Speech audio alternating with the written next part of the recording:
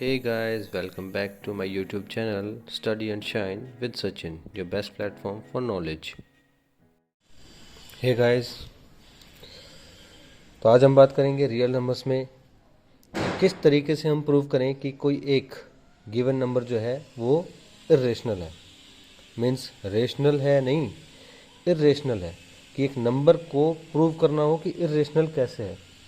ठीक है, तो उसके पहले मुझे जानना पड़ेगा कि इरेशनल और रेशनल में फ़र्क क्या होता है। तो ये मैं प्रीवियस क्लासेस में बता चुका हूँ कि इरेशनल नंबर्स वो होते हैं जिनका डेसिमल एक्सपेंशन जो है वो नॉन टर्मिनेटिंग और नॉन रिकरिंग होता है। वहीं हमारे पास जो रेशनल नंबर्स हैं उनका हमारे पास या तो टर्मिनेटिंग होता है या फिर नॉन रिकरिंग और टर्मिनेटिंग होता है। ठीक है, लेकिन हम कैसे प्रूव करें कि एक इरेशनल नंबर है।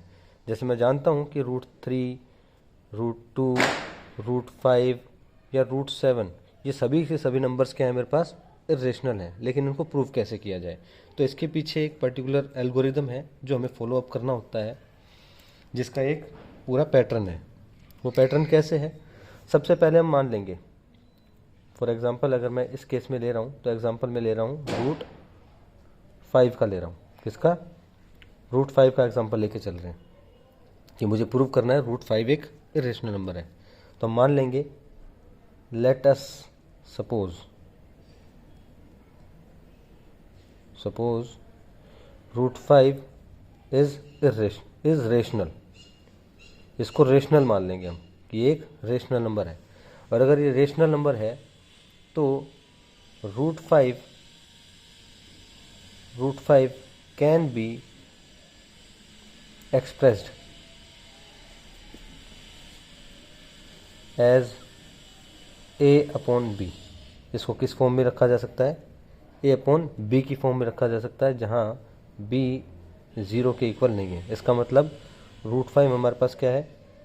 a/b है, जहाँ पे b कभी भी 0 नहीं होगा, क्योंकि रेशनल नंबर को क्या लिखा जा सकता है? a/b की फॉर्म में लिखा जा सकता है। ठीक है, अब हम a और b की वैल्यूज़ जो हैं वो निकाल सकते हैं। क्या निकाल सकते हैं? We can find the values of a and b। A and B can be found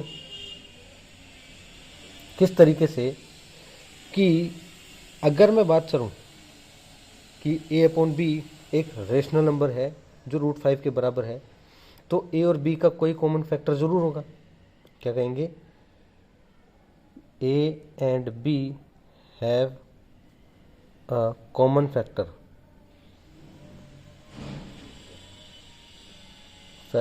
other than 1 के अलावा हमारे पास ए और बी का कोई ना कोई ज़रूर कॉमन फैक्टर रहा होगा।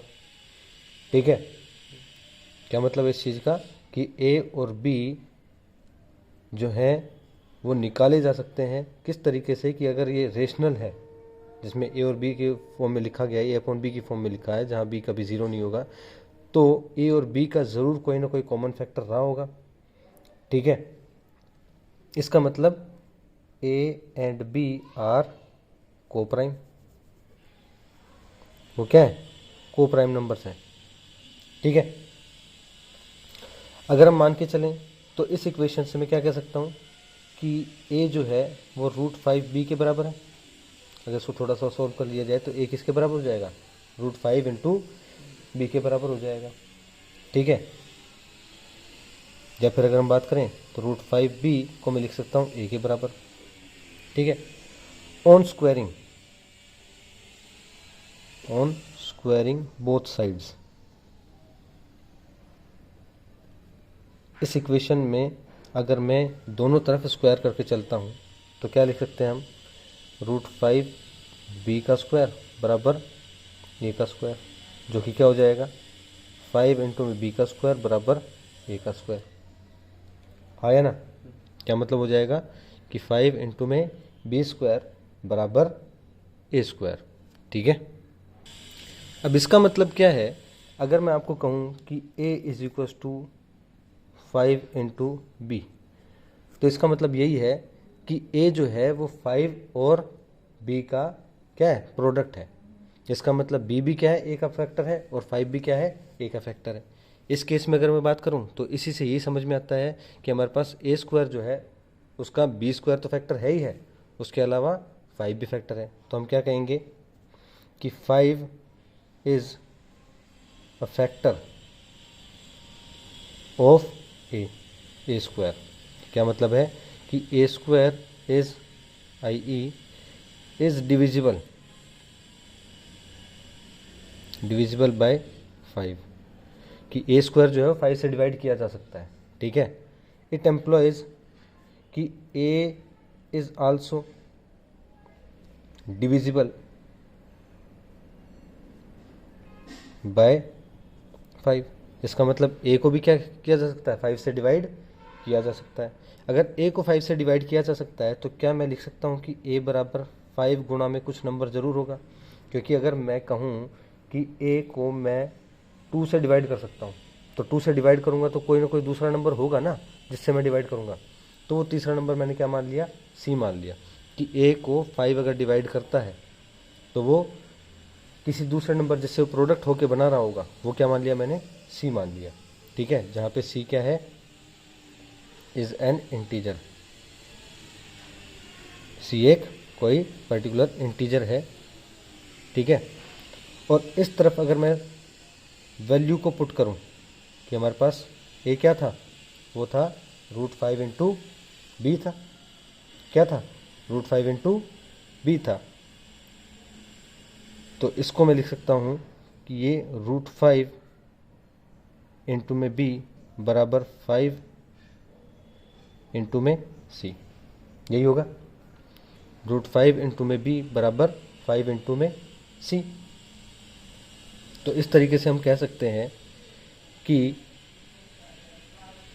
On squaring both sides. तो यहाँ से मुझे पता है कि ए किसके बराबर है, √5 इंटू बी के। तो सेम यही वैल्यू मैंने क्या कर दी, सब्सटीट्यूट कर दी, substituting the value of a in this. तो यहाँ पे क्या आ जाएगा हमारे पास, स्क्वायर करने पे √5 इंटू में बी का स्क्वायर बराबर 5 इंटू में सी का स्क्वायर। तो ये हो जाएगा 5 इंटू में बी स्क्वायर बराबर 25 इंटू में सी स्क्वायर। 5 से 5 कैंसिल आउट हो जाएगा, तो ये आ जाएगा हमारे पास बी स्क्वायर बराबर 5 सी का स्क्वायर। बी स्क्वायर बराबर 5 सी का स्क्वायर। अगर इसको ध्यान से देखो तो इसका मतलब क्या है कि बी स्क्वायर को 5 इंटू में किसी नंबर के रूप में लिखा जा सकता है। इसका मतलब 5 ज़रूर क्या है, इसका फैक्टर रहा होगा। तो हम कह सकते हैं कि B square is divisible by 5। B square किससे डिविजिबल है, 5 से। इसका मतलब B is also divisible by 5। इसका मतलब बी भी क्या है, 5 से डिविजिबल होगा। ठीक है, अब ज़रा ध्यान से देखो इस स्टेटमेंट को। ठीक है, और इस स्टेटमेंट को हमने कहा कि बी ए जो है वो भी 5 से डिवाइड है और बी जो है वो भी 5 से डिवाइड है। इसका मतलब क्या है कि इस स्टेटमेंट और इस स्टेटमेंट से यही निकल के आता है, फ्रॉम स्टेटमेंट 2 एंड 3। अगर 2 और 3 स्टेटमेंट को हम ध्यान से देखें तो इससे निकल के यही आता है कि both A and B have 5 as a common factor. यही तो निकल के आया। यहाँ से मुझे पता चलता है कि a इज़ डिविजिबल बाय 5, और अगर कोई संख्या डिविजिबल है तो वो उसका फैक्टर होगा। इसका मतलब 5 क्या है, a का फैक्टर है। और यहाँ से कौन फैक्टर है, b का कौन फैक्टर है, 5 a का भी फैक्टर है और 5 b का भी फैक्टर है। इसका मतलब a और b दोनों का ही कॉमन फैक्टर कौन है, 5। लेकिन अगर थोड़ा सा पीछे हम चलें तो हमने ये सपोजिशन की थी कि a और b का कोई कॉमन फैक्टर नहीं है, किसके अलावा, एक के अलावा, क्योंकि ए और बी क्या मान के चले थे, हम कोप्राइम मान के चले थे। इसका मतलब अवर सपोजिशन दिस कॉन्ट्राडिक्ट्स, हम क्या लिखेंगे, this contradicts our supposition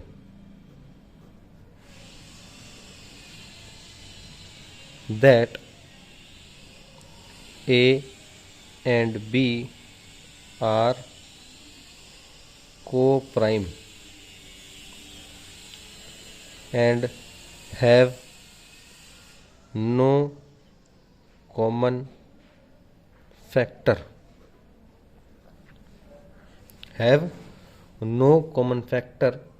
other than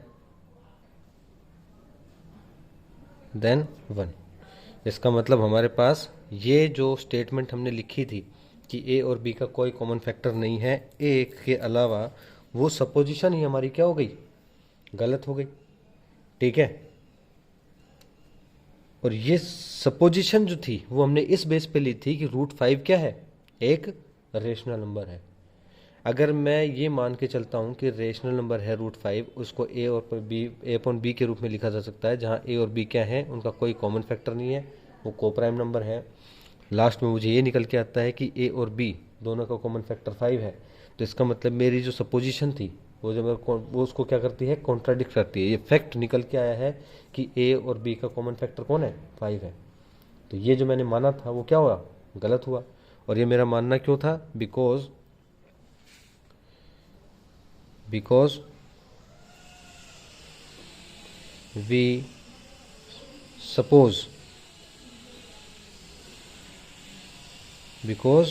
suppose that √5 is a rational number, so हम क्या कहेंगे, so our supposition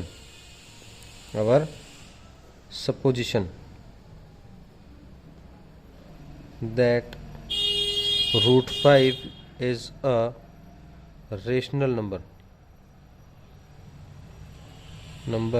is wrong,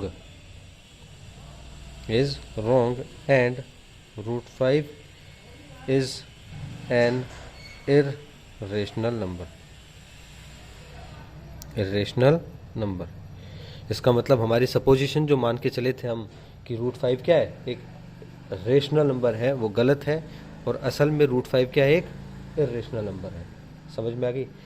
यही पूरा प्रोसीजर अगर हम स्टेप वाइज देखें तो सिंपल हमें क्या मानना है कि अगर जो रेशनल ना जो इरेशनल प्रूव करना है उसी को मैं क्या मान लूँगा, रेशनल मान लूँगा। A/B की फॉर्म में लिखूँगा, ए और बी को कोप्राइम बना दूंगा जिनका कोई कॉमन फैक्टर नहीं है। उसके बाद में एक का फैक्टर हम कैलकुलेट कर लेंगे कि भी जो पर्टिकुलर नंबर में कोई आ रहा है, ठीक है, मेरा फैक्टर निकल के आ रहा है, और दूसरे के लिए भी वही फैक्टर निकल के आ रहा है। इसका मतलब दोनों क्या है, कोप्राइम नहीं है। और कोप्राइम नहीं है तो मेरी सपोजिशन भी क्या थी, गलत थी। और मेरी सपोजिशन ये थी कि मैंने √5 को रेशनल माना था, इसीलिए वो गलत थी। और असल में √5 क्या है, एक इरेशनल नंबर है। ठीक है, सेम इसी तरीके से हम अगर देखें तो √2, √5, √3, √7 इन सब के लिए हम सेम यही प्रोसीजर फॉलो करेंगे जब मुझे प्रूव करना होगा कि ये सारे के सारे क्या है, इरेशनल नंबर है। क्या है, सिमिलरली। ठीक है, प्रूव्ड।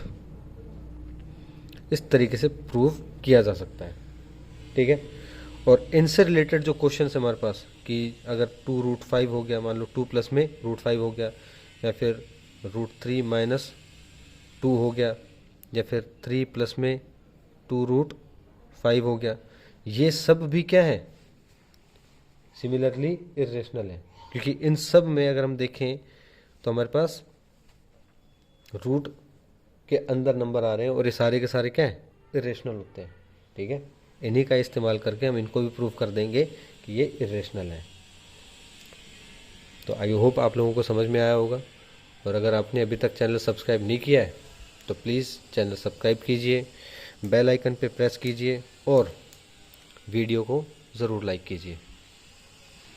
Thank you.